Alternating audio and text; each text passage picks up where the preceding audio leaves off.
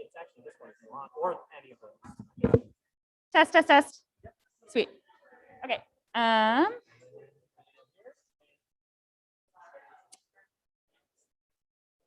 right. Okay. So I finally got it going. All right. So I'm going to do, I got to throw everybody in breakout rooms on the shoot. Come back, Joe. So what we're going to do now, if you are remote, I believe Joe's got you set up with a live stream link. And you will follow on what's happening in the live stream link, and we'll put you in breakout rooms on the Zoom. Have we done that? Okay, we're working on putting you in breakout rooms on the Zoom. And that will be your teams. So let's go ahead and get started. Joe, how are we doing on the breakout room situation? 2 minutes. All right. So if you are in person, form a group of people, pick a team name. I'm sure you've already done that. If you're online, we're working on getting you in a breakout room. For now, jot down your thoughts, and we'll give you, and we'll, as we get you in breakout rooms, we should be able to have things going, but I don't want to wait too much longer. So we're going to have you do your answers for the entire round. I put together a couple of Google Forms. I will throw them in the Zoom chat or something like that. Right. So we have a couple of Google Forms you can use to put in your answers. Can I have the Zoom back for a second? Yeah, it's not my laptop, so everything's complicated. Yeah, just put it in the chat. Great. Yeah, so just going in the Zoom chat. There are 3 Google Form links. If one person in your group has a, sorry. Oh, shoot. Okay, if one person in your group has a device, great, excellent, you're good to go. Let's try this again. All right. Sorry about that. So we'll go as far as we can on the, we'll get as far as we can with this, and we'll see what, I apologize for the delay. My laptop decided it hated the internet 2 seconds before I was ready to start. Okay, so for round 1, we're going to ask questions that are going to test your general astronomy knowledge, somewhat intentionally picked to be odd off the wall choices.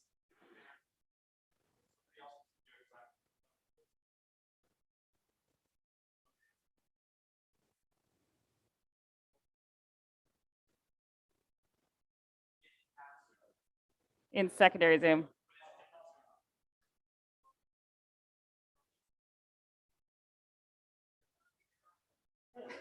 All right, so let's get started. So question 1, round 1. Who was the first European woman to be paid as a scientist? Take a second and jot your answers down on paper for now or in the back of your mind, and there will be Google Forms coming.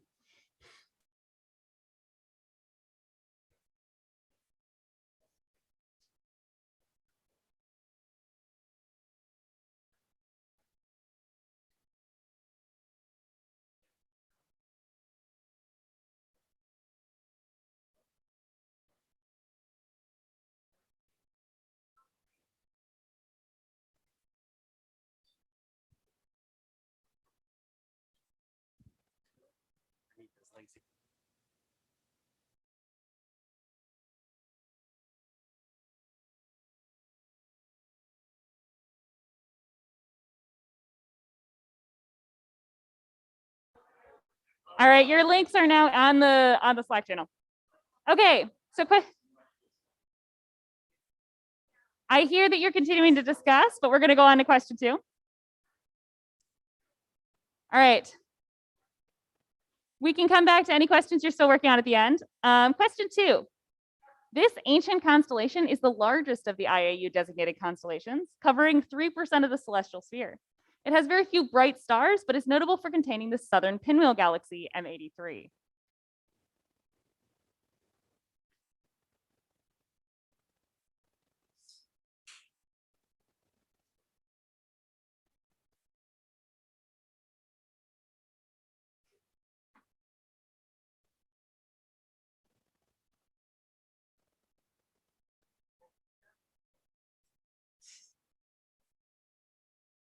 No, Google.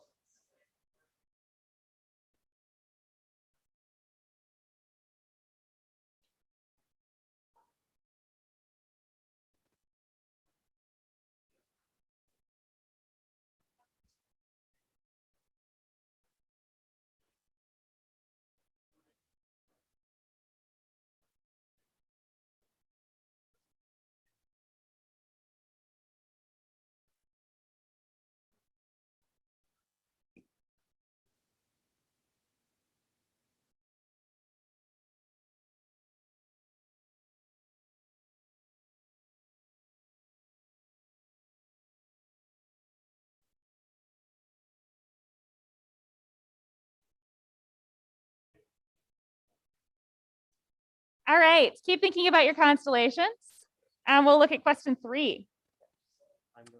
What is the Ojibwe name for Orion? Hint, it is weather themed.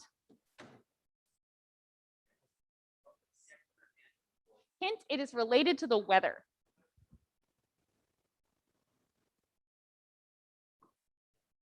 You also have access to all the answers. Do I? I think you do, because I'm pretty sure I shared that document with the entire SSE.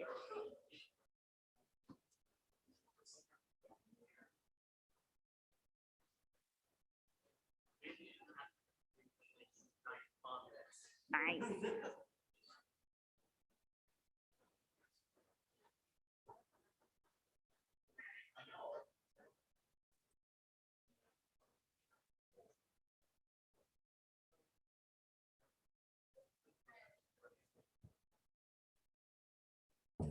All right, I hear conversation starting to die down, so we'll go on to question 4.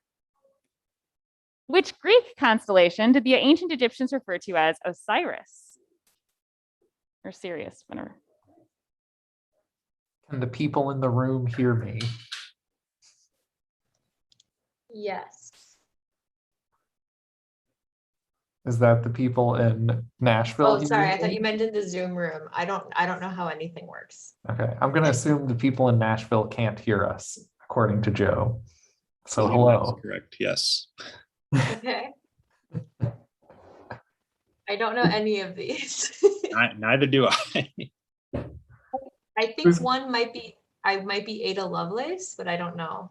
That's what I put down. That's the only female scientist I can think of from like before the 20th century. Yeah, that's like the earliest.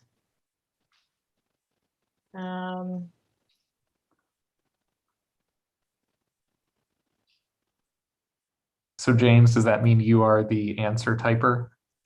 I can be. I've already I've got already started it. If you want me to do it, what's our team name? The Zoomies. Zoomers? Yeah. I like it.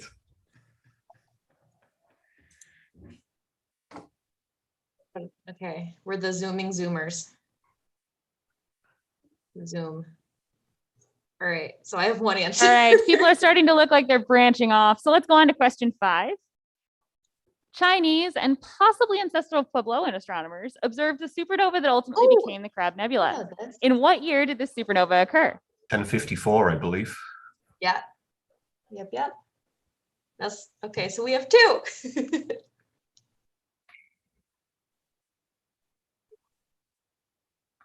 We're so good at this.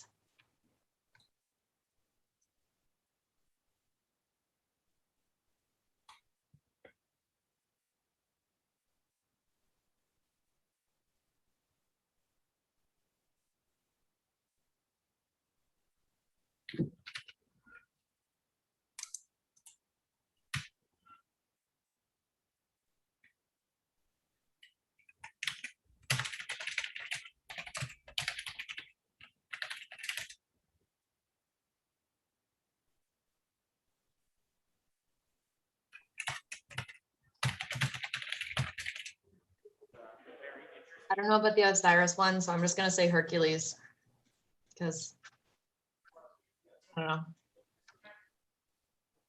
don't know if anyone has an actual guess.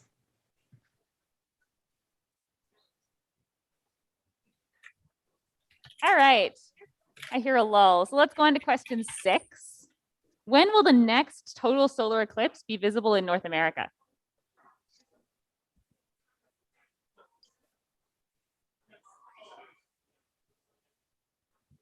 I know it's visible from Western New York.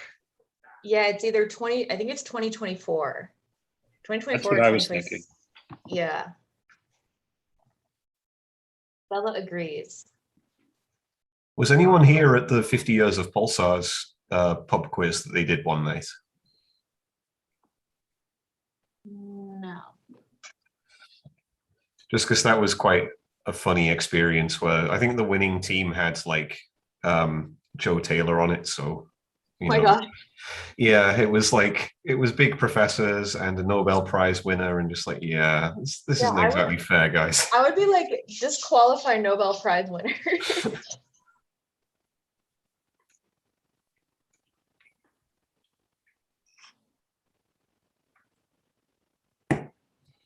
Or just like level the playing field by having like a science memes round or something. Yeah, we need like an XKCD category.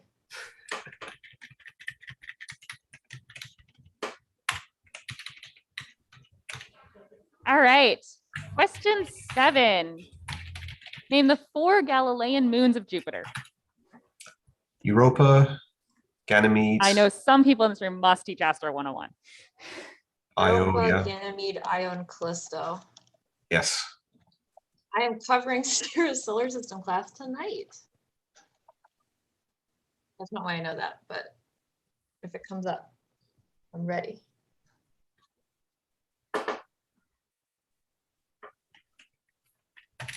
Do they have to be in order? I'm gonna put them in order. We will get bonus points.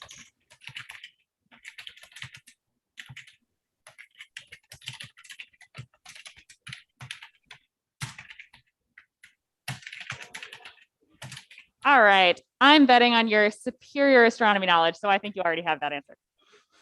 Okay, question 8. Name 2 of the 5 known dwarf planets in our solar system. One is very easy. Pluto and Ceres, or Yeah, I like that. There's Xenia as well or something, isn't there? Or is that the one that became known as Ceres? I know Ceres is like, isn't Ceres in the asteroid belt? Or it's like, Series is oh, in the Eris asteroid Ceres is is- belt. good. Eris Ceres is is totally in- right. Yeah.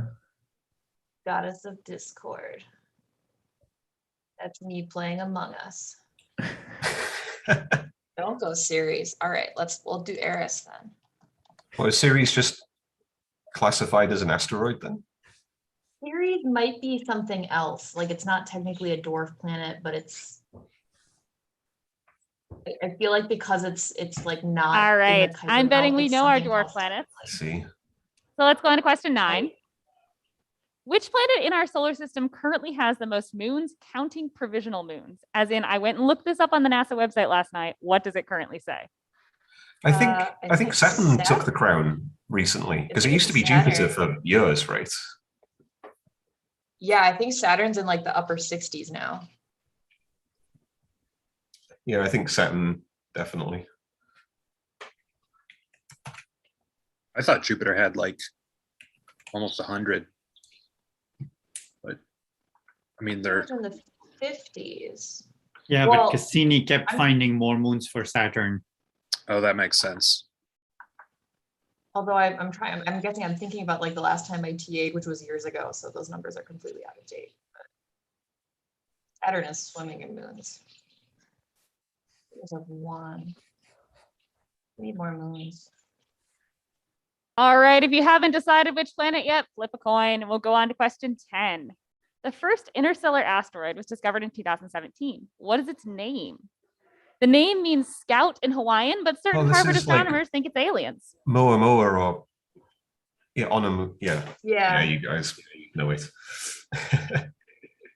Yeah, does spelling count? That's the important thing. Hope not. Remember the apostrophe at the beginning. Oh my god. Is That's it gotta- really? That's got to be worth a point all by itself. I'm doing it.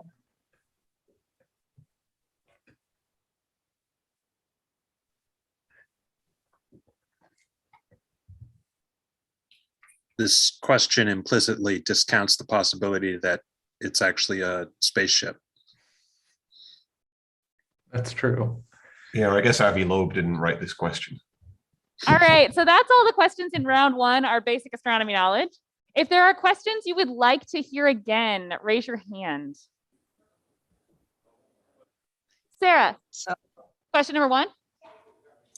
I have question 2 blank. All right. Question number 1. Who was the first European woman to be paid as a scientist? So what do we think is like the biggest constellation? Isn't that question 2? Somebody with a tail. It is astronomical knowledge, so that is in itself a hint. Is there some dragon? Draco. Is he the biggest? I don't remember Scorpio being particularly big. Septa, he just isn't huge. Wait, Ada Lovelace wasn't an astronomer, was she? She was a mathematician, but this just a scientist. Yeah, when you are happy with your answers, go ahead and submit. Take another minute or so. I think Deborah just said I'm not going to grade them right is now because that's no this fun. is So I'll do that astronomical during break and let you know the knowledge. results later. So go ahead if you're done, Oh. submit your round 1 and open your round 2. So it's almost definitely an astronomer. I don't know. Hydra. All right, you have 30 more seconds to submit your answers. I actually wear a watch, so I know what 30 seconds is. Could it be Henrietta Leavitt? I don't know. That too. We can, I think they said European, right? I guess, yeah, she's Yeah. American. yeah. I mean, I it's think we- saying scientist, so I'm hoping. Oh, Herschel, that's a good idea. Well, we got to submit it, I guess, in the next. All right, I'm just gonna hit it. Sorry, I'm All sorry. right, so go much. ahead and submit. All right. Is everybody in? All right, finish up.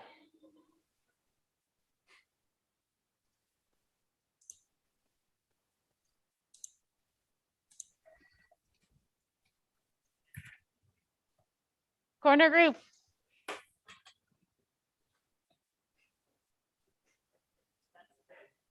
Hit the button. It's all good. If you have it on corner group, if you have it on paper, you can just bring it up to me and I can write it in later. Okay, they're on 9. All right, they're on 9. If they promise not to change their answers, we can start going through the answers. All right, so the first question, who was the first European woman to be paid as a scientist? It's Caroline Herschel, who was hired as an astronomer royal. Nice. Fair. All right, question 2. This ancient constellation is the largest of the IAU designated constellations. It is Hydra. If you hate me for including constellation questions, you can blame Haley Wall. It was her idea.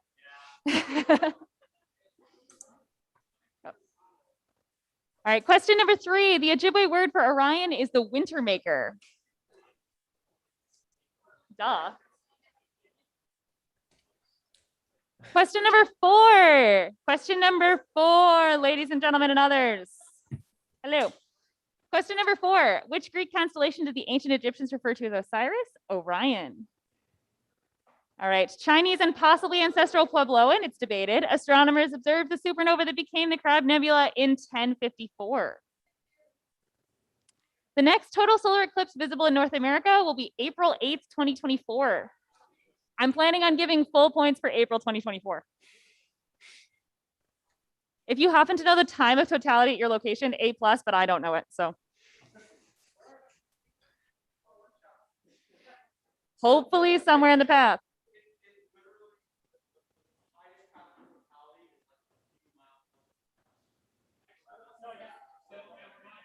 For those on Zoom, we're now discussing where to hold the 2024 meeting.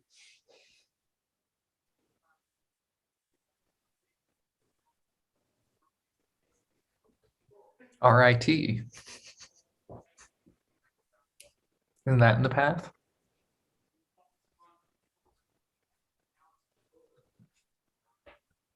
AAS is going to Dallas. All right. All right, the 4 Galilean moons of Jupiter are Callisto, Europa, Ganymede, and Io. The 5 known dwarf planets are Pluto, Ceres, Makemake, Haumea, and Eris. My guess is that almost the entire room wrote Pluto and Ceres because I assume you all know Pluto, and I heard a lot of. All right, which planet in our solar system currently has the most moons? So this one's obnoxious, actually, because it changes all the time, but I checked last night on the NASA website, and it's currently Saturn. And last but not least, the first interstellar asteroid is Oumuamua. All right. So typically one would grade in between, but that's boring, and we are a little running late. So let's start round 2. This one is going to be themed around NANOGrav, pulsars, and gravitational wave astronomy. So, you know, you should all rock it. All right, there's a new link for submissions. If you click the same one, I will probably find it, but try to click the round 2 one. You win the honor of knowing you're the best at weird trivia. All right, so question 1, round 2. Who is the current chair of NANOGrav? I know that the current chair of NANOGrav is ferociously shaking their head.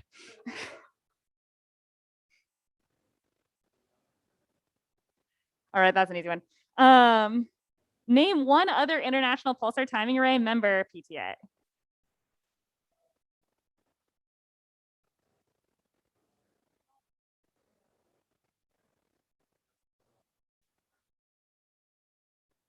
Yes, this is the easy round.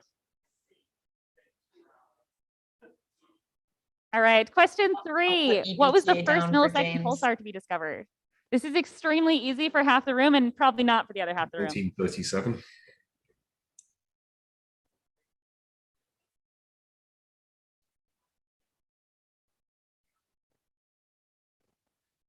All right, question 4. I looked this up in the PAR files last night. Which pulsar has the earliest TOA in the 15-year data set?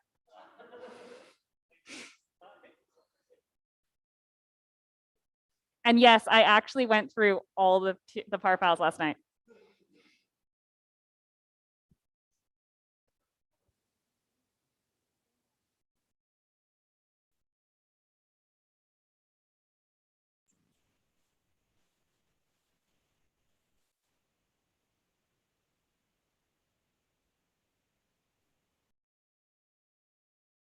Yeah, I'm going to second 1855.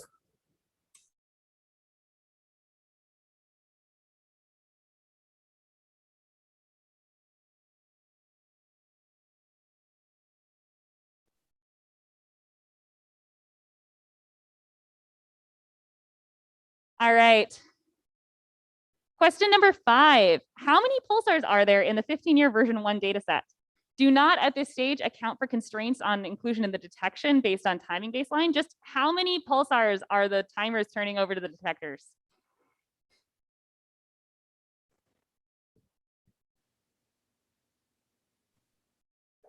Is it for sure 68? For some reason, I was thinking it was over 70. I should know this.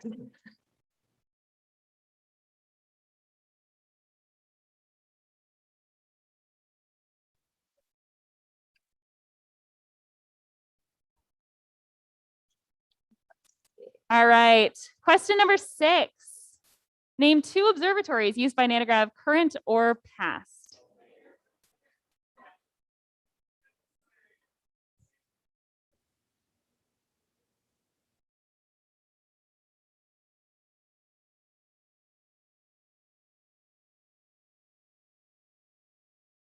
Should we put chime in the VLA just to troll? All right, That's question actually number what I did. 7. Who are the authors of the 1983 paper that defined a spatial cross-correlation pattern caused by a stochastic background of gravitational waves? Heyo.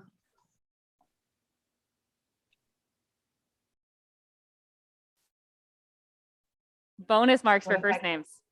What if I got like 2 hamsters and I named them Hellings and Downs? Nice. Would anyone still be my friend?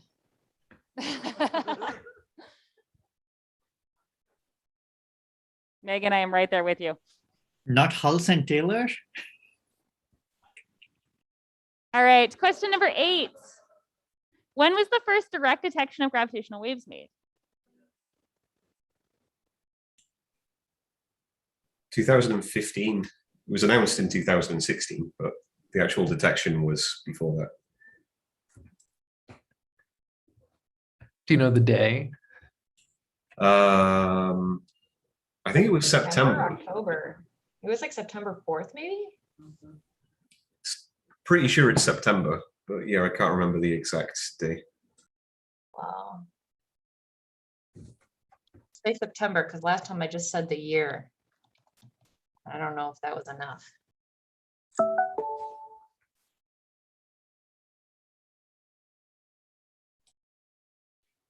All right, discussion seems to be winding down. So question number 9. Multiple choice question. How many times does the fastest pulsar in the NANOGrav dataset rotate every second? 804, 642, or 557. 600. Now, I know in NANOGrav we do things very precisely. I've rounded off to the nearest whole rotation for these answers.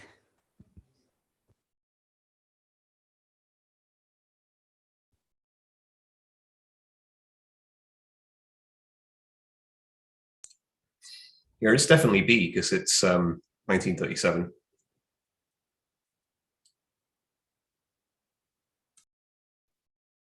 I feel like I haven't looked at individual par files in so long, but I'm like, wait.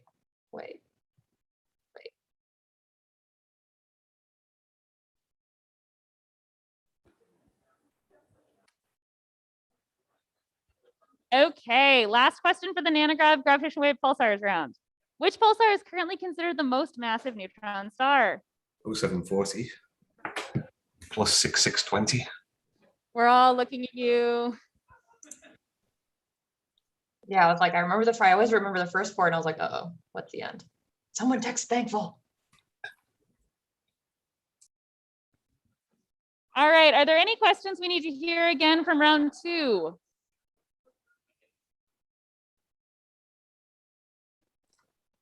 I need to go teach a class, so I guess I won't participate in future rounds. Uh-oh. You can still share in the glory though. Okay. I don't think I really contributed much. Can you just All right, outsource raise it your to the hand if you lecture? have not yet submitted your round 2 answers.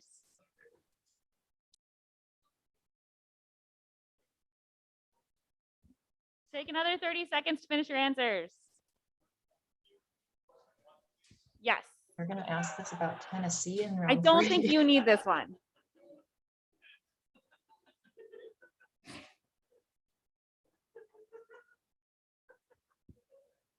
All right, everybody go ahead and submit. All right, let's go with it. Okay, question number 1. Who's the current chair of NANOGrav? It's Scott. That guy over there. So other members of the IPTA are the European Pulsar Timing Array, the Parkes Pulsar Timing Array, and the Indian Pulsar Timing Array. I would also give you credit for it if you answered near time, because they are also pretty heavily involved in some of this stuff. Okay, the first millisecond pulsar to be discovered was 1937, aka J1939 plus 2134. It's a good friend of ours. So my sleuthing suggests that the very first TOAs in the 15-year data set are from 1744, 1643, and 1455. I did this by looking at the start date in the 15-year par files. So people who were actually around then are welcome to argue with me, but I think that it's correct. But I put them in order. I think 1744 is there. So the reason why there's 3 is because based on my sleuthing, this was one observation. Like it was one session. And so it didn't feel fair to leave out one from the first session. Yeah, it's probably 1455, but it is. They were all observed in one session, so I will accept any of those answers. All right, how many pulsars are there currently in the 15-year data set? There are 68. Observatories that are used by NANOGrav, I would accept Arecibo, Green Bank, VLA, or I would technically accept Chime, although it won't be in the 15-year. Yes. Fair enough. Anything Green Banky. Okay, the authors of the 1983 paper that defined the blah, blah, blah, it's Hellings and Downs. In fact, it's Ronald Hellings and George Downs. Bonus marks if you get the first names. First direct detection of gravitational waves is September 14th, 2015, GW 150914. Multiple choice, it's 642. The other 2 are random numbers I made up. They do not correspond to any of our real pulsars. And finally, as Thankful knows, the pulsar that's currently considered the most massive neutron star is 0740. So. All right, Steve, we're at a good cutting point if we need to cut it off. If we need to stop, we're at a decent stopping point.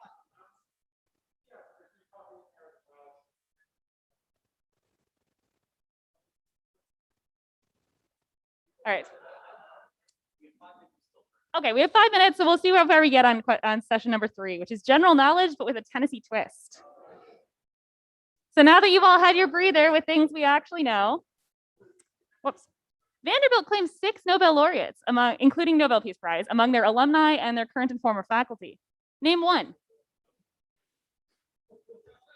There is one I guarantee you everyone in this room has heard of.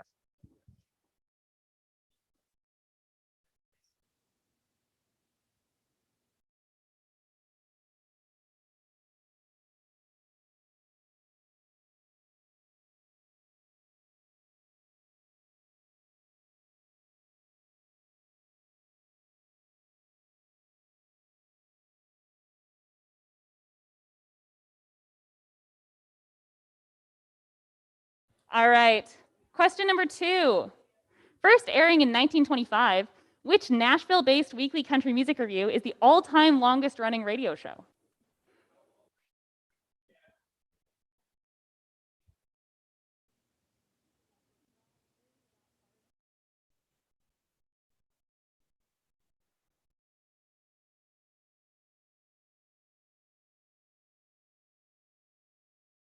All right. Question number 3. Which future president earned his nickname while leading the Union Army to victory at the Battle of Fort Donelson in Tennessee? Ulysses S. Grant. Really, there's only one future president who fought in the Union Army in Tennessee. So Was Grant a president? Americans? I don't Yeah. think so. Does he have a Does he? nickname? I don't know. Ulysses S. Grant. I actually do know number 2. I think isn't the Grand Ole Opry? Isn't that is it just a venue or is it a show too? That sounds I think right. it's a show. Better I than think it's a nothing. show. Might as I'm well just put it like, down. Dolly Parton, come to me. all right, question 4. Born near modern-day Knoxville in about 1770, this Cherokee polymath is best known for creating the Cherokee syllabary, now used by over 65 languages. What was his name? You can answer in Cherokee or in English. If you write something in Cherokee, you automatically get points.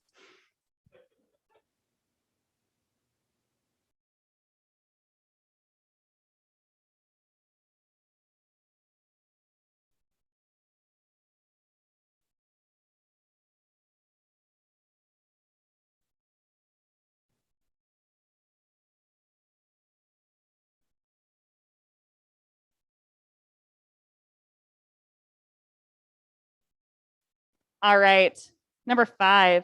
What is the name of Elvis Presley's Memphis estate? Graceland.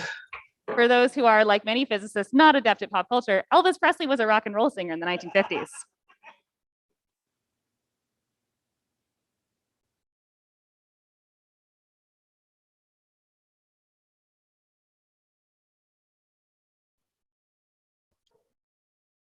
All right, question 6. Cornelius Vanderbilt, for whom this university is named, made his fortune in which industry?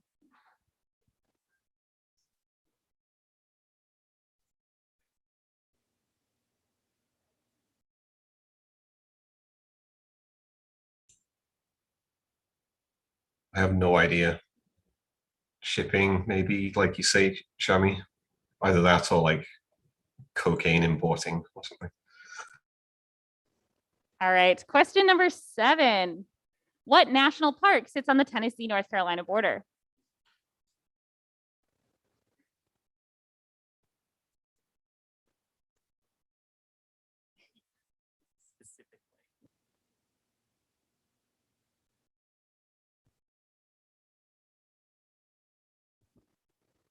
All right, question number 8. Which national laboratory was founded in Tennessee during the Manhattan Project?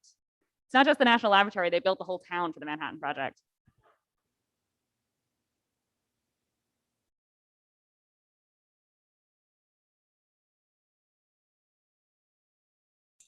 Yeah, definitely Oak Ridge.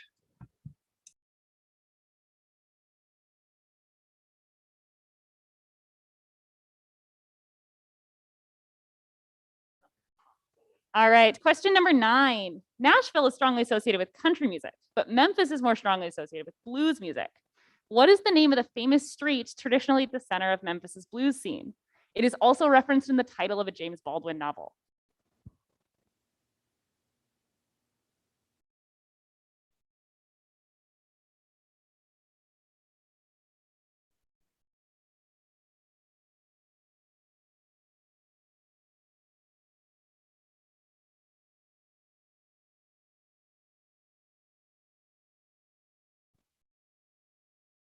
I'm gonna go with, for Vanderbilt, I'm gonna go with Will's suggestion. I don't remember which question though. Was that number 6? All right, and our final question. Tennessee borders 8 states for a grand total of 2 points, a half point per state. Name 4 of the 8 states.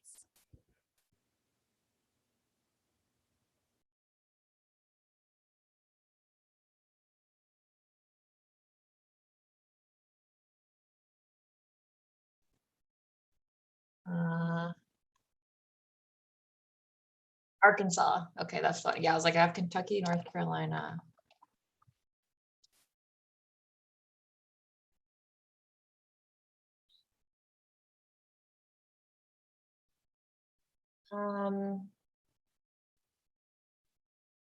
Is it?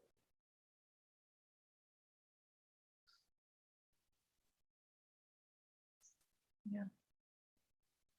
How do I pick? How do I pick? I'll say South Carolina as well, because then we have 2 Carolinas. All right, I think we're getting ready to head back to One more Carolina. serious considerations.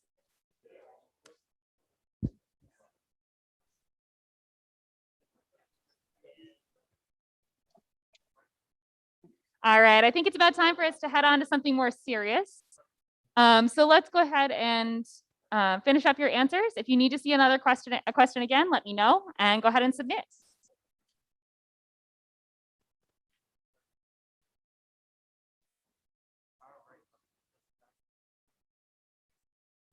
And then for those on Zoom, we're going to head back to the main meeting. Thanks for hanging with our weird technical